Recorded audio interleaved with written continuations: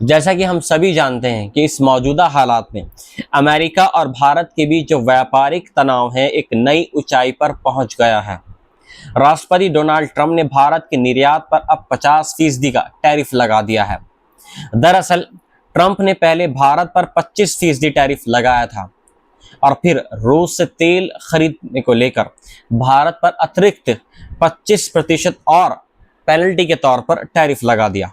इस तरह भारत से अमेरिका को जाने वाले सामान पर अब कुल मिलाकर 50% शुल्क देना होगा।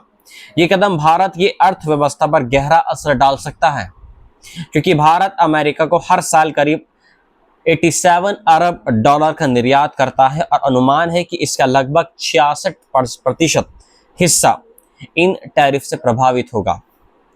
भारत का 20% निर्यात अकेले अमेरिका को जाता है, मतलब जो 100 में से जो 20% है भारत का निर्यात वो सिर्फ अमेरिका को ही जाता है। ऐसे में ये फैसला भारत के कई उद्योगों के लिए एक बहुत बड़ा झटका साबित हो सकता है। सबसे पहले असर होगा कानपुर के चमड़ा उद्योग पर, कपड़ा उद्योग पर और ज्वेलरी सेक्टर पर, और ये दिखना भी शुरू हो चुका है। चमड़े और कपड़े के उद्योग में ज्यादातर छोटे और मंझोले व्यापारी इससे जुड़े हुए हैं, जिनकी पहले से ही स्थिति बहुत ज्यादा मजबूत नहीं है। अब खरीदार चाहते हैं कि अतिरिक्त बोझ भारतीय निर्यातक खुद उठाएं, लेकिन उनकी क्षमता इतनी नहीं है कि नतीजन उनके सामने सीधा खड़ा हो जा सके। नतीजन उनके सामने सीधा नुकसान खड़ा हो गया है। अब बात कर लेते हैं कि इसमें एक्सपर्ट क्या कह रहे हैं। जवाहरलाल नेहरू यूनिवर्सिटी के प्रोफेसर अरुण कुमार का कहना है कि यह खतरा सिर्फ भारत या अमेरिका तक सीमित नहीं रहेगा। जब अमेरिका यूरोपीय संघ से शून्य टैरिफ पर सामान आयात करेगा और चीन जैसे देशों को भी प्राथमिकता मिलेगी, तो प्रतिस्पर्धा और कड़ी हो जाएगी। नतीजा ये होगा कि जिन देशों का सामान अमेरिका में नहीं बिक पाएगा, वह इसे अन्य बाजारों में सस्ते दामों पर डंप करने की कोशिश करेंगे। इसका खतरा है कि डंपिंग बड़े पैमाने पर हो और बाकी देश भी सुरक्षा के तौर पर टैरिफ बढ़ा दें। ऐसे में वैश्विक स्तर पर अनिश्चितता और प्रतिस्पर्धा दोनों बढ़ेंगे और भारतीय निर्यातकों पर दबाव और ज्यादा बढ़ जाएगा। प्रधानमंत्री नरेंद्र मोदी ने इस बीच कहा है कि भारत सुधारों की दिशा में आगे बढ़ने के लिए बिल्कुल पूरी तरीके से तैयार है। उन्होंने रिफॉर्म, परफॉर्म और ट्रांसफॉर्म का एक मंत्र देते हुए जीएसटी सुधारों की घोषणा की है और आत्मनिर्भर भारत का पुरजोर तरीके से आह्वान किया है। मोदी का कहना है कि हमें दूसरों पर निर्भर रहने के बजाय घरेलू उत्पादन और खपत को बढ़ावा देना चाहिए। एक्सपर्ट्स की राय इससे थोड़ी अलग है। वहीं दूसरी तरफ जो एक्सपर्ट्स हैं यानी अर्थशास्त्री मिताली टिकोरे का कहना है कि मौजूदा संकट में एमएसएमई को तुरंत मदद की जरूरत है, क्योंकि चमड़ा, कपड़ा और ज्वेलरी उद्योग में ज्यादातर छोटे उद्यमी ही काम करते हैं। उनके मुताबिक सरकार को आपात फंडिंग और टैक्स छूट देकर उन्हें राहत देनी चाहिए। वहीं ग्लोबल ट्रेड रिसर्च इनिशिएटिव के अजय श्रीवास्तव का कहना है कि भारत को चीन से सीख लेनी चाहिए। चीन ने वर्ल्ड ट्रेड ऑर्गेनाइजेशन में शामिल हुए बिना ही बड़े पैमाने पर निर्यात बढ़ाया, क्योंकि उसके उत्पाद सस्ते और प्रतिस्पर्धी थे। भारत को भी उत्पादन लागत कम करनी होगी और उत्पादों की गुणवत्ता बढ़ानी होगी।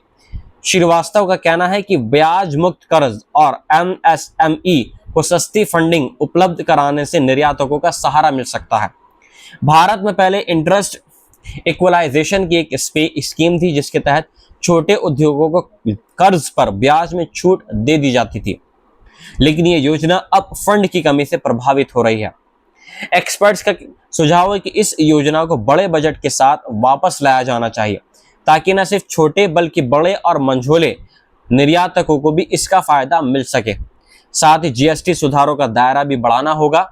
साथ ही मौजूदा व्यवस्था में उत्पादन क्षेत्र के लिए 40 लाख टन तक का टर्नओवर जीएसटी से बाहर है, लेकिन एक्सपर्ट्स का कहना है कि इसे कम से कम 1.5 करोड़ तक करना चाहिए, ताकि छोटे कारोबारियों को इससे सीधा फायदा मिल सके। एक्सपर्ट्स का कहना है कि अमेरिका की इस टैरिफ ने भारत के सामने ये चुनौती रख दी है कि अब सिर्फ निर्यात पर निर्भर रहने के बजाय घरेलू उत्पादन और घरेलू मांग को मजबूत किया जाए।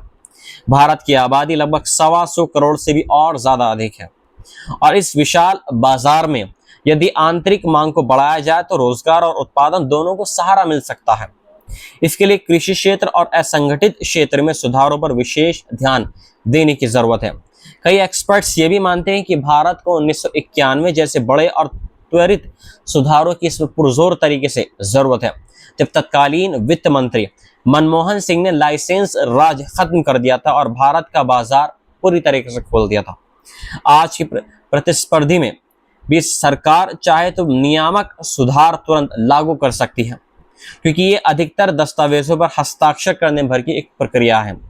फर्क सिर्फ इतना है कि अब सिर्फ डीरेगुलेशन से काम नहीं होगा, बल्कि उत्पादन आधारित इकोसिस्टम एक खड़ा करना होगा। साफ है कि अमेरिकी टैरिफ भारत के लिए एक बड़ा झटका है। निर्यात पर सीधा असर पड़ रहा है, रोजगार पर बहुत ज्यादा दबाव हो रहा है और वैश्विक स्तर पर अनिश्चितता गहराती जा रही है। अब सबकी निगाह इस बात पर है कि मोदी सरकार इस चुनौती का सामना करने के लिए किस तरह के ठोस और सही कदम उठाती है।